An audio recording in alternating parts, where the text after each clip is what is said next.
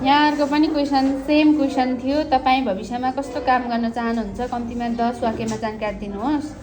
यहाँ एउटा विद्यार्थी लेख्नु भएको छ, मलाई म ठुलो भएर मेयर बन्ने छु। कोबाट प्रेरित भएर? बालेन। म रोडहरू खाल्डो पुरिदिन्छु। म भ्रष्टाचार गर्दिनँ। म आफ्नो ठाउँलाई राम्रो बनाउँछु। म ठाउँमा बिरुवा रोप्छु। म पानीको सुविधा दिन्छु। म चराहरूको लागि घर बनाउँछु। अब फागुनमा आउँदै गरेको चुनावको लागि घोषणापत्र रेडी भएको छ। यो चाहिँ म सत्य र न्यायको पक्षमा आवाज उठाउँछु। म के लेख्नु भएको? बुकले सारेको। म मिलनसार स्वभावको बन्छु। म निस्वार्थ रूपले सहयोग गर्छु। म सामाजिक कार्यमा सधैँ अग्रसर रहन्छु।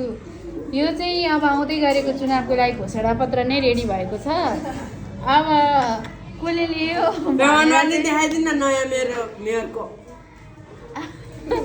अनुहार चाहिँ नदेखाउ होला। हाम्रो मेयर हुनेवाला मेयर अब कति वर्षपछि? 15 वर्षपछि आउनुहोस्।